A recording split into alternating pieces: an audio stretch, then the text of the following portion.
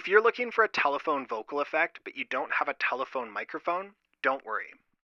Because in this video, I'll show you how to make a regular SM58 sound like a real telephone call. Last week, I asked you guys how you would turn a regular microphone like an SM58 and process it to make it sound like a telephone microphone. In this video, we're going to explore your answers as well as a little bit of telephone history in order to get as close as possible to the real thing. Hey, my name's Robert and I'm passionate about helping you take your music to the next level. So if that sounds interesting to you, subscribe to see more videos like this one. This video was suggested by Uwu. I hope I'm saying that right. If you have a topic that you'd like covered on the channel, you can send me an email or leave it in the comments. All right, so the first response here comes from Sebastian, who says, being honest, I personally use the preset called Telephone on Pro Q3 and I tweak the high and low pass a little bit. And I like to add 3 decibels on key frequencies to make the signal sound harsh enough. Let's check that one out. So it's kind of a triple peak on this one. It kind of looks like a triple crown point. Yo, it's Rob calling. How you been? Look, I can't help but notice that something like 90% of you watching these videos are not subscribed to the channel. That's right, 90%.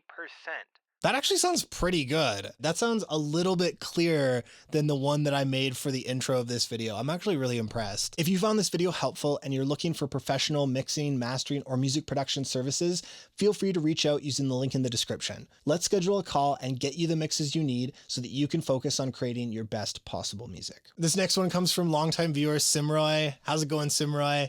Thanks for replying. He uses a similar telephone preset in the Pro Tools EQ3 and then tweaks it to get the sound he's looking for. We'll have to take a look at that one. I'm in Logic right now. Yo, it's Rob calling. How you been? Look, I can't help but notice that something like 90% of you watching these videos are not subscribed to the channel. That's right, 90%. Now, I know we're all busy and it can slip our minds, but hitting that subscribe button just takes a second and it means the world to creators like me. I'll put a graphic on screen so you can compare the FabFilter and the stock Pro Tools plugin. Danny says he uses a hard low pass and a high pass attenuation, as well as a boost of around 1 to 2K. Ezekiel says saturate to taste and restrict the audio pass band to between 400 Hertz and 4K with a 48 dB per octave. So that's pretty consistent with what I did for the sound in the intro of this video. So a really steep Q on those filters. Thank you to everyone who replied and helped me to make this video. It's always great to keep an open mind and to consider different viewpoints. So yeah, I really appreciate your help with the video. My initial method was very similar to many of you.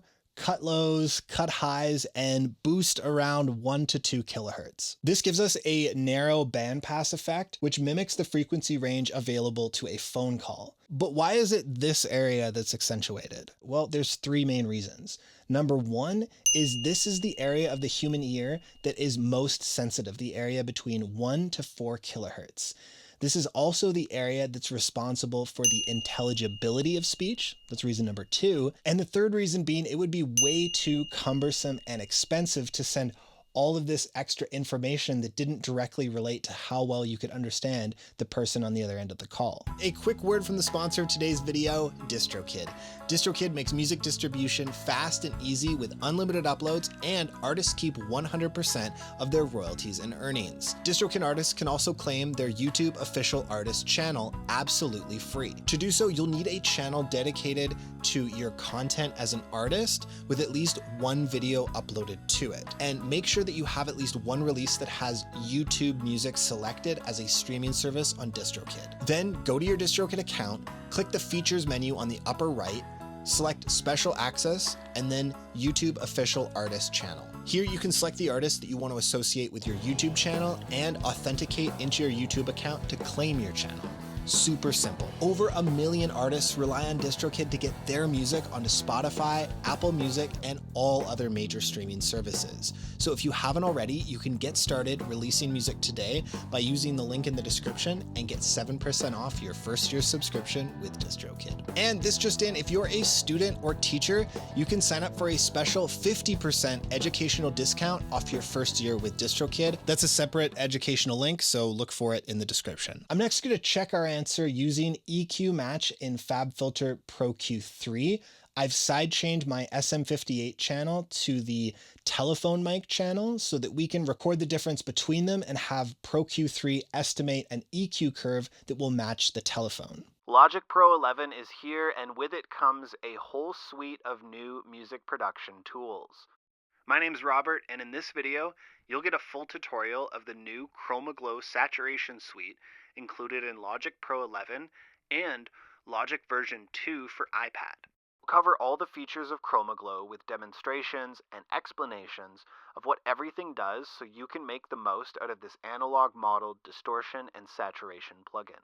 So what Pro Q3 came up with was a cut of 30 decibels at 300 hertz, a 23 dB boost at 1 kilohertz, and a 30 dB cut at 13 kilohertz. I mean, this checks out, but it was way more dramatic than anything that I would have done. I don't think I would have made a 23 dB boost at 1K, but I guess that's the value of EQ Match, right? It gives you a more objective comparison. For that first test, I recorded part of my Chroma Glow script into one microphone and then the other. Up next, we'll listen to a second test with me speaking into both microphones at the same time to see if we get a different result. Yo, it's Rob calling. How you been? Look, I can't help but notice that something like 90% of you watching these videos are not subscribed to the channel. That's right, 90%.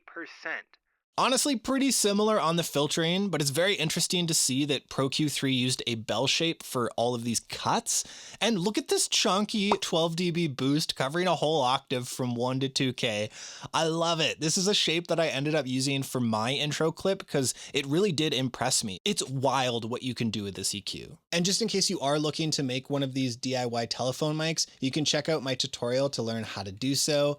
It's got over 100,000 views, so, you know, it's a pretty good one. Honestly, it was a very simple, fun little project that I would recommend to anyone who wants to get into soldering. And because several people have asked me how to solder up one of these mics with a 1/4 inch end, I also have a video on soldering phone plugs because they can be quite tricky, so watch that video if you need a hand with it. Now that we've got the frequency filtering all figured out, it's time to mimic the audio quality of a phone call. Now, during my research, I did find another source that states that the frequency range in many countries is between 300 hertz to 3400 hertz, which does match what we found in the Pro Q3 EQ Match. But we also need a little bit of grit, a little bit of telephone secret sauce, if you will, but not so much saturation, because that would be adding extra information and that would be way more expensive to transmit. So what I'm looking for is a fidelity downsample, because after all, we're not sending 96 kilohertz 24-bit audio through a phone. The vocal quality of landline infrastructure has basically remained the same over the years,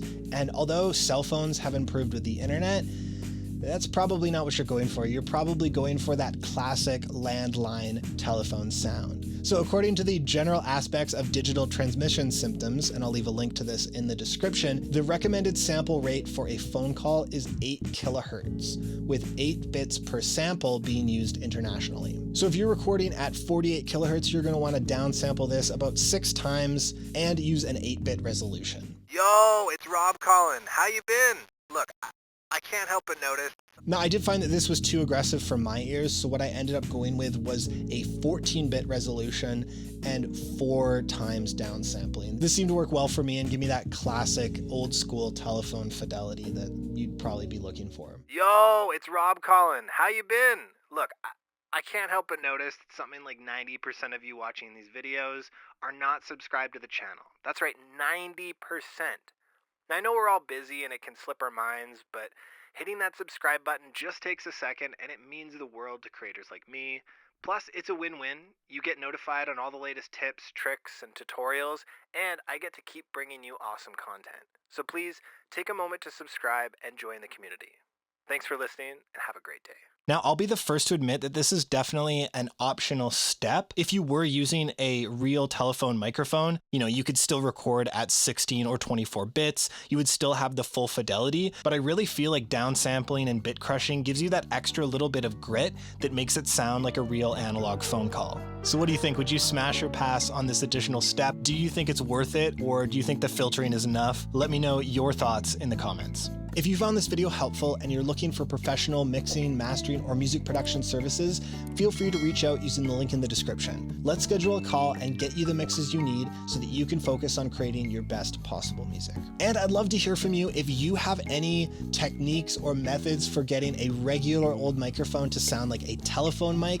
Leave them in the comments below. Thank you for watching, and I'll see you in the next video. I need some patience.